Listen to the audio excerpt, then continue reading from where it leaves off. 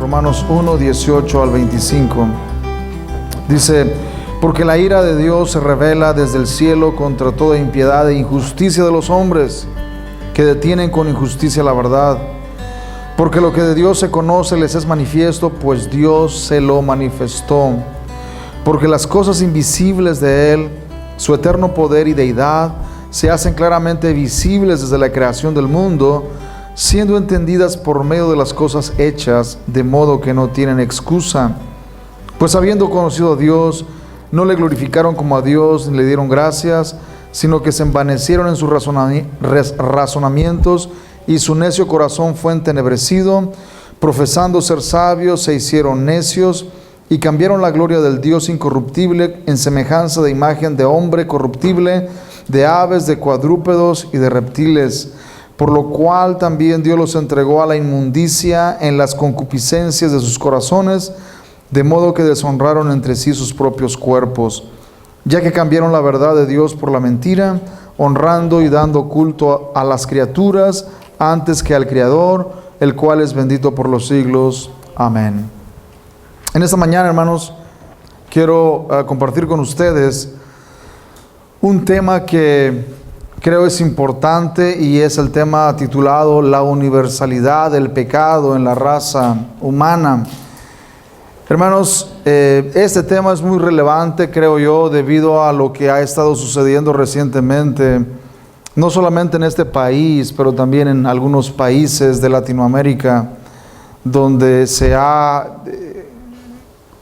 autorizado, hermanos, legalmente cosas como el matrimonio de homosexuales y otras cosas más.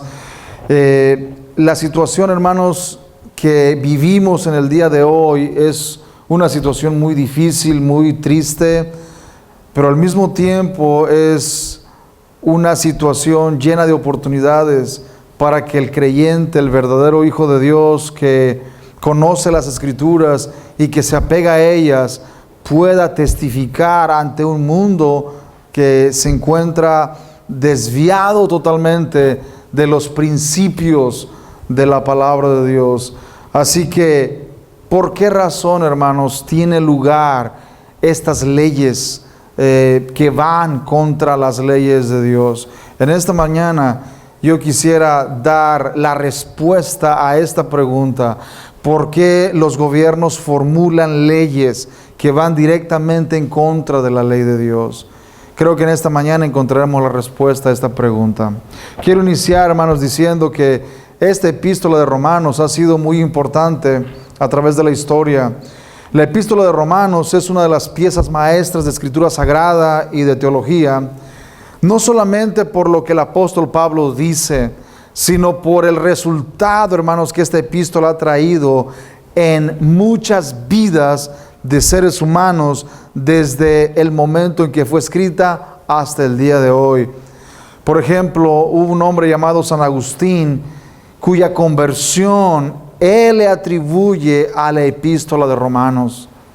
Él estuvo leyendo el capítulo 13 de Romanos, y unos versículos de ese capítulo 13, hermanos, fueron suficientes para que él se convirtiera a la fe cristiana. Después de haber vivido una vida de desobediencia, de abierta rebelión en contra de Dios, viviendo una vida totalmente disipada, en desobediencia al Señor, cuando él estaba leyendo ese capítulo 13 de Romanos, el Espíritu Santo hizo una obra en su corazón y él se convirtió a la fe cristiana. Martín Lutero, otro hombre, hermanos, que hizo cosas importantes dentro de la fe cristiana, le atribuye su nuevo nacimiento también a la epístola de Pablo a los Romanos. Él estuvo leyendo el capítulo 1 y versículos 16 y 17, y él dice que esos dos versículos, cuando él los leyó y los comprendió, fue como si hubiera entrado por las puertas del cielo. Versículos 16 y 17 nos habla de quién es el que realmente es justificado por Dios. Porque no me avergüenzo del evangelio, dijo Pablo, porque es poder de Dios para salvación a todo aquel que cree, al judío primeramente y también al griego. Porque en el evangelio la justicia de Dios se revela por fe y para fe, como está escrito: mas el justo por la fe vivirá. Esos dos versículos, hermanos, fueron suficientes para que Martín Lutero experimentara una revolución total en su vida, y fueron claves para que él pudiera comprender el evangelio de salvación.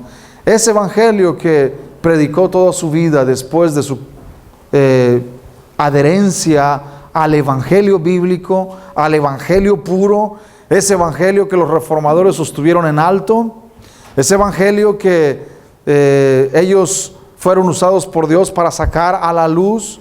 Ese evangelio, hermanos, fue el mismo evangelio que el apóstol Pablo predicó, y es el mismo evangelio que nosotros predicamos hoy día, el evangelio de la gracia de Dios.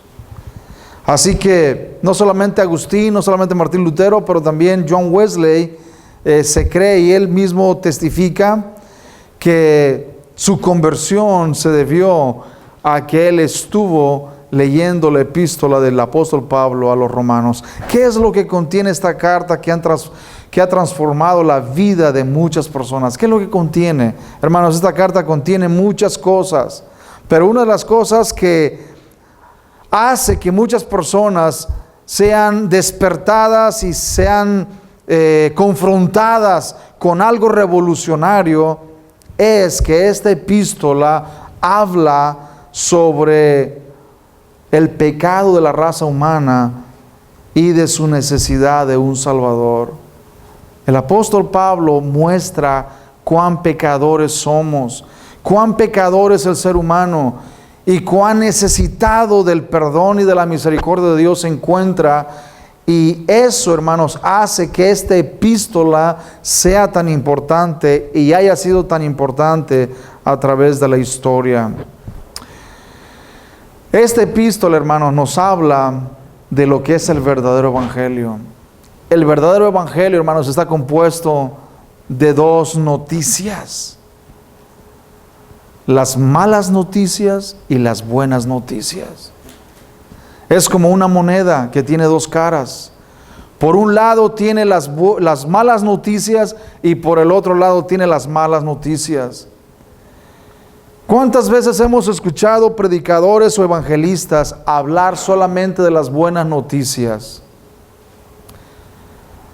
Los evangelistas, hermanos, que se dedican a hacer campañas evangelísticas al aire libre, anuncian públicamente: Cristo es quien te puede perdonar tus pecados. Tú puedes encontrar salvación en Cristo porque Él es el único que puede salvar. Y es una verdad, hermanos. Es una verdad. Pero la mayoría de estos evangelistas no dicen la otra verdad. ¿Y cuál es la otra verdad? Que el ser humano es un pecador. Que el ser humano se encuentra bajo la ira de Dios. Que el ser humano, debido a que ha nacido en este mundo, es un descendiente directo de Adán y Eva. Estamos destituidos de la gloria de Dios. Somos pecadores. Somos pecadores no solamente porque practicamos el pecado, pero porque hemos nacido en pecado. Somos pecadores debido a que hemos heredado el pecado de nuestros primeros padres. El apóstol Pablo, hermanos, muestra esa gran verdad de la pecaminosidad de la raza humana. Somos pecadores y el ser humano, como pecador, está bajo la ira de Dios y está caminando rumbo a la condenación eterna. Como dijimos en la escuela dominical, hay muchas personas que dicen: oh, yo no soy tan pecador como aquel, como aquella. Yo no soy tan pecador. Aquel ha matado a personas, yo todavía no he hecho eso. Aquella persona ha hecho estos crímenes, yo todavía no los he hecho. Y hay esa tendencia de compararnos con otras personas. Pero el apóstol Pablo, hermanos, muestra desde el mismo inicio que el ser humano es pecador y que está destituido de la gloria de Dios. El apóstol Pablo, antes de presentarnos las buenas noticias, nos presenta las malas noticias. Y eso es lo que todos los cristianos deberíamos hacer, hermanos. Cuando testificamos a una persona del Evangelio, no deberíamos hablarle primero de un Salvador. No deberíamos hablarle primero de un Salvador. ¿Saben de qué deberíamos hablarle primero? De su pecado. De que es un pecador. De que es un pecador que está destituido de la gloria de Dios. De que la ira de Dios está sobre su vida. Y cuando esa persona entienda que es un pecador necesitado y que va camino al infierno, entonces, hermanos, se debe presentar las buenas noticias de que hay un Salvador, de que hay alguien que quiere perdonar su pecado, de que hay alguien que quiere redimirlo y darle vida eterna. No antes, hasta que la persona realmente entienda su pecaminosidad y su necesidad de un Salvador. Ahí en el capítulo 3 de Romanos, el apóstol Pablo nos habla de este escenario. En el capítulo 3, versículos 9 al 12, veamos lo que él nos dice. ¿Qué pues somos nosotros mejores que ellos? En ninguna manera. Pues ya hemos acusado a judíos y a gentiles que todos están bajo pecado. Como está escrito, no hay justo ni aun uno, no hay quien entienda, no hay quien busque a Dios. Todos se desviaron, a una se hicieron inútiles. No hay quien haga lo bueno, no hay ni siquiera uno. Sepulcro abierto es su garganta, con su lengua engañan. Veneno de áspides hay debajo de sus labios. Su boca está llena de maldición y de amargura. Sus pies se apresuran para derramar sangre. Quebranto y desventura hay en sus caminos, y no conocieron camino de paz. No hay temor de Dios delante de sus ojos. Notemos bien, hermanos, cómo el apóstol Pablo describe de manera gráfica el estado, la condición del ser humano en general. Cómo él describe la pecaminosidad del ser humano de tal manera que dice que sepulcro abierto es la garganta. Veneno de áspides hay debajo de sus labios. Quebranto y desventura. Su boca está lleno de maldición y de amargura. Sus pies se apresuran para derramar sangre. Quebranto y desventura hay en sus caminos. Hermanos, si no crean que esto que dice el apóstol Pablo se aplica solamente a ciertas personas. Se aplica a todos nosotros. Se aplica a cada ser humano en este mundo. No se aplica solamente a personas como Hitler, por ejemplo, no. Se aplica a personas que enseñan en universidades,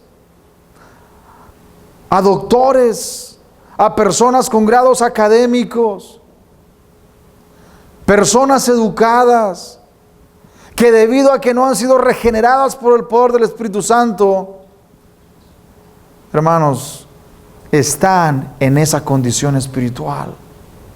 Se encuentran en esa desesperante condición. Debido al pecado de Adán y Eva, todos hemos nacido en pecado y debido a eso somos culpables delante de Dios. Para muchas personas esto es muy difícil de aceptar, debido a que existe una tendencia a compararse con otras personas y siempre van a encontrar otras que son más peores que ellas. Cuando nos comparamos con otras personas, hermanos, siempre vamos a encontrar otras que son peores que nosotros.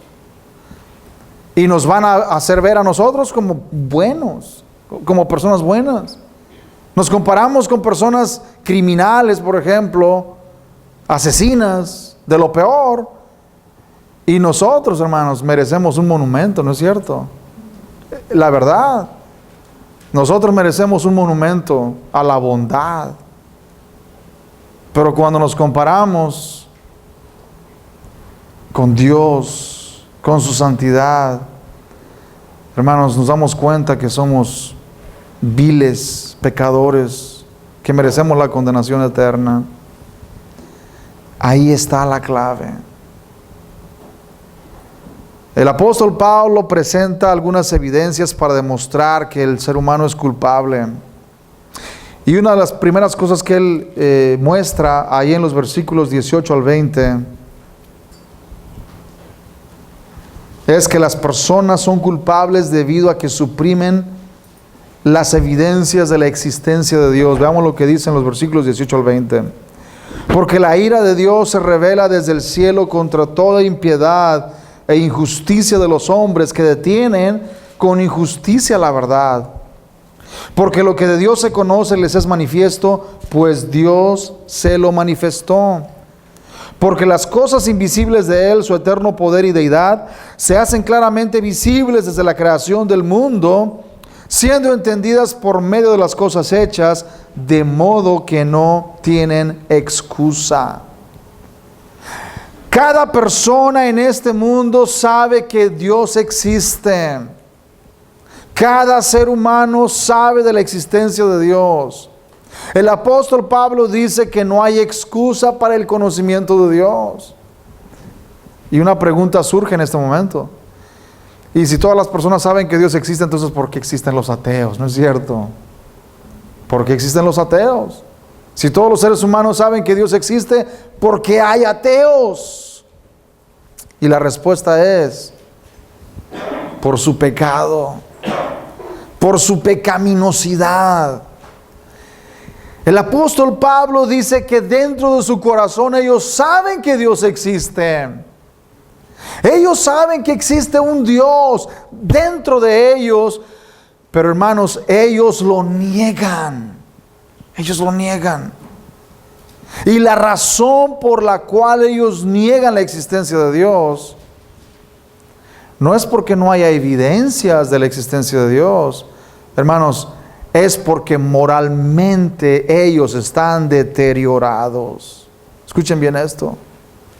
Moralmente están deteriorados. Hermanos, el problema del ateísmo no es intelectual, es moral. De una vez por todas hay que ponerlo en claro esto. El problema del ateo no es que no haya suficientes evidencias y pruebas de la existencia de Dios. El problema del ateo es que él, hermanos, simplemente no desea creer en Dios, porque él no desea rendirle cuentas a nadie. Porque él sabe bien que si él acepta la existencia de Dios, entonces él está obligado a rendirle cuentas a un ser supremo. Y esto es algo que ellos no desean hacer. Y con tal de hacer y salirse con la suya, hermanos, ellos suprimen el conocimiento de Dios. Veamos lo que dice el apóstol Pablo. Versículo 18, porque la ira de Dios se revela desde el cielo contra toda impiedad e injusticia de los hombres que detienen con injusticia la verdad. Esta palabra es muy interesante, hermanos. La palabra, ellos detienen con injusticia la verdad, nos habla y nos da la idea, y el apóstol Pablo usa esta palabra, y la ilustración que más fácil podemos entender en lo que dice el apóstol Pablo cuando dice que detienen la verdad con injusticia, es cuando una persona sumerge un balón dentro del agua y ese balón naturalmente desea flotar hacia arriba, ¿no es cierto? Desea flotar a la superficie, pero la persona lo está oprimiendo hacia abajo, lo está hundiendo con fuerza para que ese balón esté dentro del agua. La palabra que el apóstol Pablo usa, hermanos, muestra exactamente esto, que las personas en su rebelión contra Dios, no es que no tengan pruebas de que Dios existe, es que ellos no desean creer y ellos suprimen la verdad de Dios, la hunden, como cuando una persona está sosteniendo un balón hacia abajo en el agua. Esas personas están deteniendo la verdad con injusticia. Detienen con injusticia la verdad. Por esa razón, el problema de un ateo, hermanos, no es intelectual, es moral. Ellos simplemente desean hacerse a la idea que Dios no existe. No porque Dios no exista, sino porque Ellos quieren que no exista. Pero hermanos, aunque todo el mundo niegue la existencia de Dios, Dios es real y Dios existe, y un día ellos tendrán que darle cuentas a Él. El apóstol Pablo menciona que Dios se ha revelado en la creación. El versículo 20, vean lo que dice: porque las cosas invisibles de Él, su eterno poder y divinidad, se hacen claramente visibles desde la creación del mundo, siendo entendidas por medio de las cosas hechas, de modo que no tienen excusa. Las personas no tienen excusa para negar a Dios, o para decir que Dios no existe, que ellos digan: no, es que a mí nadie me habló de la Biblia, de la palabra de Dios, del Evangelio, nadie me presentó las buenas nuevas. Hermanos, no se necesita eso. Para creer a la existencia de Dios basta con levantar nuestros ojos y ver la creación, ver el mundo, ver las cosas creadas. El apóstol Pablo dice que las cosas creadas son suficientes para mostrarle al pecador que hay un creador, que existe un Dios. Es cierto que la creación por sí misma no te puede llevar al Salvador, a Jesucristo. No te puede decir que Cristo existe o que Cristo es el único Salvador, porque la creación no te puede llevar a la salvación, pero sí te puede decir que existe un Creador. Sí te grita que existe un Dios. Existe ese Dios, existe ese Creador, y la creación, hermanos, es un testigo de este Creador. El apóstol Pablo dice que todas las cosas hechas, las cosas invisibles de Él, como su poder y divinidad, se hacen claramente visibles desde la creación del mundo, siendo entendidas por medio de las cosas hechas, de modo que no hay excusa. Pablo dice que la creación misma es una evidencia tan grande de la existencia de Dios, que ninguna persona podrá excusarse en aquel día de no saber de la existencia de Dios. El salmista David también expresó lo mismo en el Salmo 19. Los cielos cuentan la gloria de Dios, y el firmamento anuncia la obra de sus manos. Hermanos, podemos ver las huellas de Dios en la creación. Podemos ver sus huellas en lo que Dios ha creado. Solamente los ciegos no lo ven, pero no los ciegos físicos, hermanos, los ciegos que voluntariamente deciden no creer en el Dios que ha creado el universo. En cierta ocasión, Alister McGrath, uno de los teólogos y científicos cristianos más sobresalientes de la actualidad, se encontraba dando una conferencia sobre las distintas evidencias de la existencia de Dios. Hermanos, él fue un ateo que abrazó la fe cristiana, y ahora él predica el Evangelio, ahora él debate a los ateos, y en uno de esos debates él presentó las evidencias para la existencia de Dios. Y al terminar el debate, se le acerca un joven a este teólogo y maestro de universidad llamado Alister McGrath, y molesto le dice: usted ha destruido mi fe. Usted ha destruido mi fe. Hermanos, para ser ateos también se requiere fe. Para ser ateo también se requiere fe. Este joven había creído las mentiras de los ateos de la actualidad, que dicen que los cristianos hemos sido infectados con un virus malévolo, y que ese virus nos ha hecho creer en lo que creemos, que todos los cristianos estamos infectados con ese virus. Hermanos, el ateísmo es una filosofía muy dañina para la sociedad, muy dañina para la sociedad, déjenme decirles. El ateísmo, hermanos, viene a detener con injusticia la verdad, con injusticia la verdad. Lamentablemente, hermanos, las personas que optan por este estilo de vida ateo,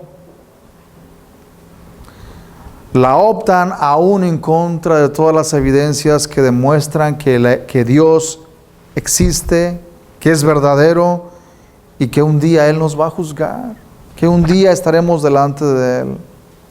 Este incidente, hermanos, de este joven nos muestra que se requiere fe para ser ateo, debido a que la persona tiene que ignorar y hasta suprimir todas las evidencias que muestran claramente la existencia de Dios.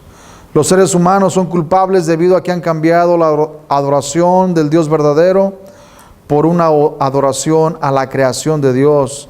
El apóstol Pablo continúa diciendo en el versículo 21, pues habiendo conocido a Dios, no le glorificaron como a Dios, ni le dieron gracias, sino que se envanecieron en sus razonamientos, y su necio corazón fue entenebrecido.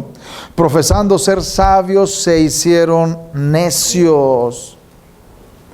Hermanos, profesores ateos de universidades se jactan de ser muy sabios, muy entendidos. ¿Y qué es lo que la palabra de Dios dice sobre ellos? Que son necios. Profesando ser sabios, se hicieron necios. El salmista David fue lo mismo que dijo de los ateos. Vayamos al Salmo 14. Salmo 14, versículo 1. Vean lo que el salmista David dijo del ateísmo y de los ateos en particular. Dice el necio en su corazón, no hay Dios. Así les llama el salmista David a los ateos. Dice el necio en su corazón, no hay Dios. Y luego el salmista David pasa a hablar y a describir lo mismo que el apóstol Pablo en el capítulo 3 de Romanos. Se han corrompido, hacen obras abominables, no hay quien haga el bien. Jehová miró desde los cielos sobre los hijos de los hombres para ver si había algún entendido que buscara a Dios. Todos se desviaron, a una se han corrompido, no hay quien haga lo bueno, no hay ni siquiera uno, no hay ni siquiera uno. Hermanos, esta descripción posiblemente algunos piensen que es muy negativa y que hay muchas personas buenas en este mundo, y algunos pueden decir, la Madre Teresa era una persona muy buena. No, hermanos, ella no era una persona muy buena. Ella también era una pecadora igual que todos nosotros. Fue una mujer que nació en pecado, y fue una mujer que, si no fue por la gracia de Dios, hermanos, ella se perdió para siempre. Porque solamente la gracia de Dios, la misericordia de Dios, es lo único que puede rescatarnos de nuestro pecado. La historia se encuentra llena de relatos de filósofos ateos quienes han afirmado que Dios está muerto, tal como lo hizo Nietzsche, por ejemplo. Otros han creído que la religión es el opio del pueblo, tal como lo afirmaba Carlos Marx. O que los que creen en Dios han sido infectados con un virus maligno en su cerebro, tal como lo dice Richard Dawkins en la actualidad. Todos esos filósofos ateos lo único que demostraron y siguen demostrando es su necedad al suprimir el conocimiento de Dios y detener con injusticia la verdad, tal como el apóstol Pablo lo dice en el versículo 23, que detienen con injusticia la verdad. Pablo dice que el ser humano cambió la gloria de Dios incorruptible en semejanza de hombre corruptible. Esto nos muestra que el ser humano es religioso por naturaleza y que no puede vivir sin adorar. Que si las personas no adoran al Dios verdadero, terminarán adorando a otras cosas, a las criaturas en lugar del Creador. Y eso es exactamente lo que el apóstol Pablo nos muestra. Versículo 23. Y cambiaron la gloria del Dios incorruptible en semejanza de imagen de hombre corruptible, de aves, de cuadrúpedos y de reptiles. Hermanos, solo basta con ver las civilizaciones antiguas. Solamente basta con ver las civilizaciones que adoraban a los dioses paganos. Basta ver a los mayas, a los aztecas. Y basta ver a otras civilizaciones antiguas cómo tenían sus dioses paganos, sus ídolos. Adoraban al sol, a la luna, a las estrellas, al viento, a las cosas naturales, a las criaturas, hermanos, a las criaturas. El sol es una criatura, la luna es una criatura, es una creación de Dios. Las mismas personas somos creación de Dios. ¿Y cuántas personas en la Roma antigua adoraban al emperador como a Dios mismo? Esto, hermanos, tuvo lugar en los tiempos de Cristo. El emperador era adorado como si fuera un dios. Esos dioses pueden ser, hermanos, y déjenme decirles, hermanos, que el día de hoy no ha cambiado la historia. En el día de hoy las personas, hermanos, cuando rehúsan adorar al Dios verdadero, se hacen dioses para ellos mismos. ¿Quiénes son esos dioses? Artistas famosos, el dinero, la educación y muchas otras cosas más sustituyen el lugar del Dios verdadero. ¿Cuántas personas adoran, casi idolatran a Justin Bieber, hermanos? ¿En serio? Y otros artistas de rock and rolleros y artistas de la farándula los idolatran, hermanos. Los idolatran. Pagan miles de dólares por asistir a un concierto. Hacen lo que sea con tal de ver a su ídolo favorito, adorando a las criaturas antes que al Creador. Todo aquel que rechaza al Creador terminará adorando a la criatura. Por eso, la historia, hermanos, está llena de este tipo de adoraciones falsas y paganas. Porque cuando el ser humano ha rehusado adorar al Dios verdadero, terminará adorando a otras cosas, a un ídolo, a un Dios falso. Oh, no, yo no adoro a los ídolos, yo no adoro al sol, a la luna, yo no adoro a esas cosas. Pero, hermanos, puedes tener otras cosas que son tus ídolos. Podemos tener otras cosas que nos estamos inclinando sin darnos cuenta.